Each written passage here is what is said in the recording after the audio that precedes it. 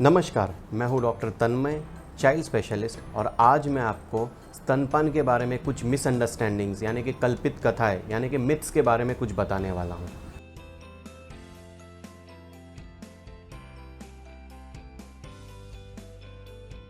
सबसे बड़ी मिसअंडरस्टैंडिंग यानी कि कोलोस्ट्रोम यानी कि माँ का पहला दूध ये बच्चों के लिए हानिकारक होता है। बिल्कुल नहीं। बहुत से लोग ये मिसअंडरस्टैंडिंग के वजह से पहला दूध नहीं देते हैं, लेकिन ये जान लीजिए कि कोलोस्ट्रोम यानी कि माँ का पहला दूध बच्चे के लिए बहुत ही ज़्यादा फ़ायदेमंद है। उसे ज़रूर दें, क्योंकि जो फ़ायदे आम तौर पे माँ के दूध में मिलते हैं उससे कई ज़्यादा गुना उसको ये पहले दूध में मिल जाता है। यानी कि रोग प्रतिकार शक्ति ज़्यादा, यानी कि ऊर्जा ज़्यादा।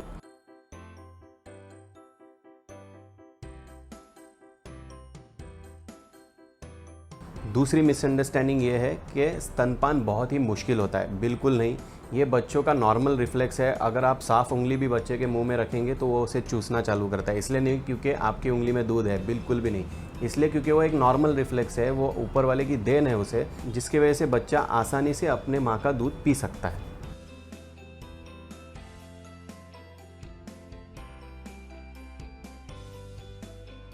इतना आसान भी मत समझिए, क्योंकि हर माँ डिफरेंट रहती है, उसकी निप्पल की साइज़ डिफरेंट रहती है। कुछ लोगों की निप्पल फ्लैट होती है।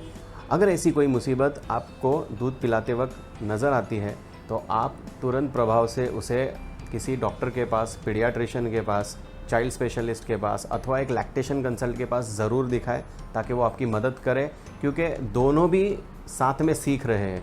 वो दूध पीना सीख रहे हैं और आप दूध पिलाना सीख रहे हैं। उसे सीखना है कि दूध कैसे पकड़ना है और आपको सीखना है कि बच्चे को कैसे पकड़ना है, कैसी पोजीशन में रखना है। तो इसीलिए ये इतना भी आसान मत समझिए, ये भी एक मुश्किल प्रक्रिया है।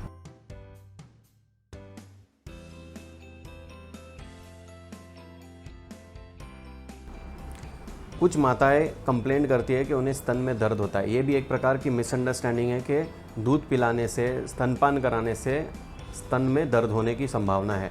जी नहीं, ये सिर्फ थोड़ा अनकंफर्टेबलनेस है जो कुछ दिनों के लिए रहता है, उसके बाद वो चला जाता है। याद रखें, अगर आप सिर्फ निप्पल का हिस्सा बच्चे के मुंह में देते हैं तो उसका सारा फोर्स निप्पल के ऊपर आ जाता है, जिसकी वजह से निप्पल में इंजरी हो सकती है, क्रैक्स आ सकते हैं या दूसरी तकलीफ़ें हो सकती है, इरोजन्स हो सकती है। लेकिन अगर निप्पल के पिछला हिस्सा भी आप अगर बच्चे को दे पाए तो सारा फोर्स डिस्ट्रीब्यूट हो जाता है, वितरण हो जाता है, और इसके वजह से स्तन में दर्द होने के चांसेस काफ़ी हद तक कम हो सकते हैं।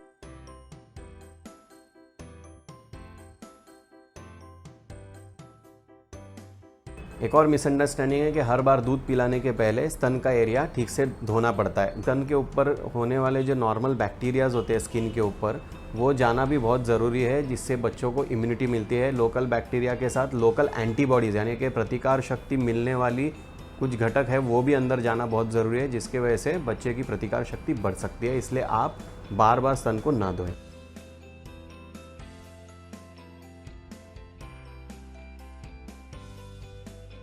कई माताएं कंप्लेन करती है कि दूध पिलाना पड़ता है बार बार, इसलिए उनकी नींद पूरी नहीं होती है।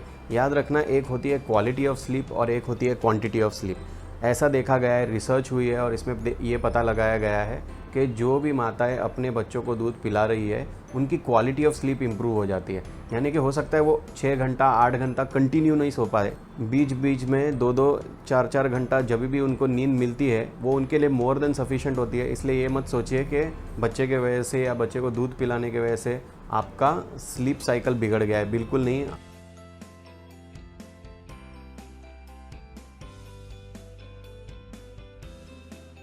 एक और मिसअंडरस्टैंडिंग ऐसी है कि घर के बड़े बुजुर्ग हमें गाइड करते हैं कि ये नहीं खाना चाहिए, वो नहीं खाना चाहिए, कोई पदार्थ नहीं खाना चाहिए, कुछ तीखा नहीं खाना चाहिए। बिल्कुल नहीं, ऐसे कोई परहेज़ करने की ज़रूरत नहीं है। जो भी खाना खाएंगे उसी के हिसाब से बच्चे के टेस्ट बड्स भी डेवलप होने वाले हैं। जी हाँ, ये जान के अचरज होगा कि बच्चे की टेस्ट बड्स तभी से डेवलप हो जाते हैं जब बच्चा आपके घर में रहता है और आप पर्टिकुलर एक प्रकार का फूड लेते हैं। इसलिए याद रखिए, माँ का दूध पीने वाले जो बच्चे होते हैं उनको ये इनडायरेक्टली एक फ़ायदा मिलता है कि जो भी आप खाते हैं और वो आपके दूध में उतरता है, उसकी टेस्ट डेवलप होती है और आगे जाके वही खाना एक्सेप्ट करना उसके लिए काफ़ी आसान हो जाता है, क्योंकि वो सबकॉन्शियसली वो टेस्ट कर चुका है। इसलिए याद रखिए, ये बिल्कुल एक मिसअंडरस्टैंडिंग है। आप कोई प्रकार के परहेज़ न करें खाने के बारे में।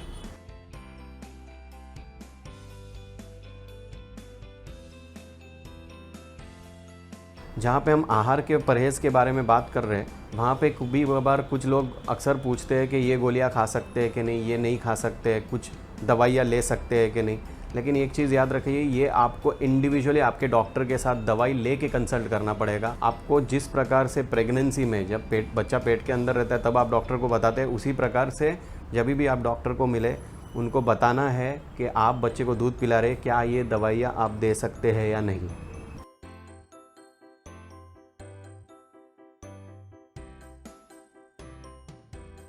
एक और मिसअंडरस्टैंडिंग ऐसी है कि क्या हम वर्जिश कर सकते हैं कि नहीं। बिल्कुल सही, आपको वर्जिश करनी ही है। इनफैक्ट जितना वज़न आपने प्रेगनेंसी में गेन किया है, अगर वो आपको लूज़ करना है तो आप जब दूध पिला रहे रहते तो आपको वर्जिश करना ज़रूरी होता है। और वर्जिश करने से आपकी मिल्क की क्वालिटी में या क्वांटिटी में कोई चेंज नहीं आता है। वर्जिश करते वक्त एक चीज़ याद रखिए, आपको ज़्यादा से ज़्यादा पानी पीना है, कम से कम 3 से 4 लीटर पानी पीना ही है। क्योंकि अगर वर्जिश करते करते अगर आप डिहाइड्रेट होते हैं तो शायद थोड़ा मिल्क की क्वांटिटी कम हो सकती है।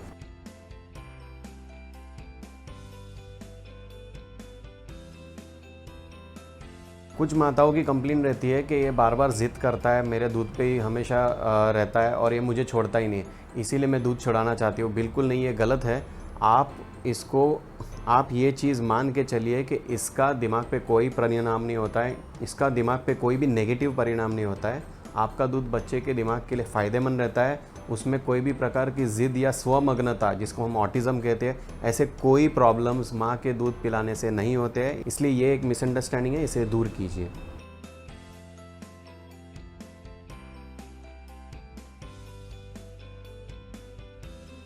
और एक मिसअंडरस्टैंडिंग ये होती है कि पूछते हैं लोग कि कब तक दूध पिलाना चाहिए, मैंने सिर्फ 4 महीने ही पिलाना है। कुछ लोग बोलते हैं मैंने 1 साल पिलाया बस हो गया। ऐसे कुछ नहीं है, बच्चे 2 साल तक भी दूध पीते हैं, उन्हें पीने दीजिए, उसमें कोई प्रकार का नुकसान नहीं होता है।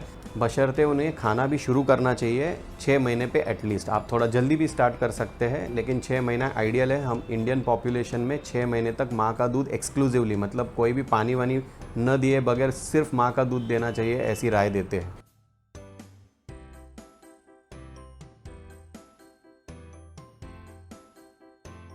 एक और मिसअंडरस्टैंडिंग ऐसी है कि काम पे जाने वाली महिलाएं दूध पिला सकती है कि नहीं। बिल्कुल आपको दूध पिलाना ही है। अगर आप ऑफिस जा रहे हैं तो दूध आप एक ब्रेस्ट पंप के ज़रिए निकाल के रखिए और वो वाटी चम्मच से बच्चों को दीजिए। बॉटल से बिल्कुल भी मत दीजिए। बॉटल का दूध या बॉटल से देने की प्रक्रिया ये पूरी तरह नुकसानदायक है और हम ये रेकमेंड नहीं करते।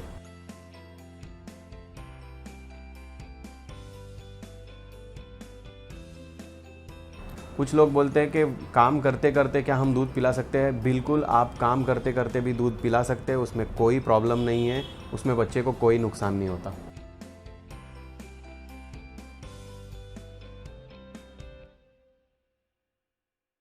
एक और मिसअंडरस्टैंडिंग ऐसी है कि तीसरे चौथे दिन पे बच्चे को पतली संडास आती है या फिर जुलाब जैसे लगता है।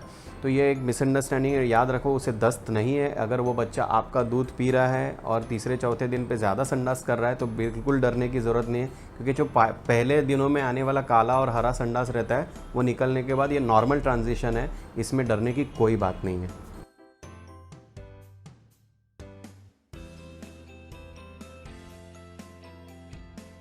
एक और मिसअंडरस्टैंडिंग ऐसी है कि बच्चे को कितनी कितनी देर में आपको दूध पिलाना है।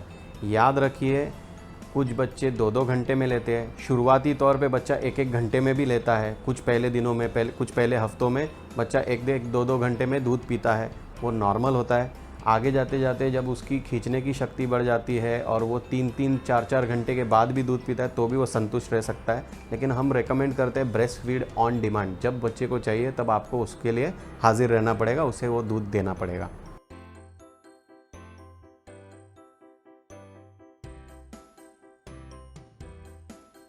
कई बार ऐसे होता है कि माँ को शुरुआती तौर पे दूध नहीं आने के कारण पाउडर का दूध या बाहर का दूध देना पड़ता है और उसके बाद वो बच्चे माँ का दूध लेने में बहुत विलम्ब लगाते हैं, बहुत लेट करते हैं और उन्हें बहुत डिफ़िकल्टी होती है। तो इसके लिए याद रखिए, पेशेंस ही इसमें की है। दोनों भी सीख रहे हैं, आप भी सीख रहे हैं, बच्चा भी सीख रहा है, इसलिए दोनों को मिल के बॉन्ड करना है एक दूसरे के साथ और कोशिश करते रहनी है। याद रखिए, लैक्टेशन कंसल्टेंट और चाइल्ड स्पेशलिस्ट होते हैं जो आप गूगल कर सकते हैं। आपके नज़दीकी लैक्टेशन स्पेशलिस्ट या फिर चाइल्ड स्पेशलिस्ट से कंसल्ट करें और ये प्रॉब्लम का हल निकालिए। तो ये थे स्तनपान संबंधित कुछ अफवाहें जिनके ऊपर से मैंने पर्दा हटाने की पूरी कोशिश की है। इस वीडियो को लाइक करें, कमेंट करें, शेयर करें और ज़रूर सब्सक्राइब करें। सब्सक्राइब करने का फ़ायदा ये है कि आपको अगली वीडियो के बारे में भी पता चल जाएगा। ध्यानपूर्वक सुनने के लिए बहुत बहुत धन्यवाद। मिलते हैं अगली वीडियो में जल्द ही।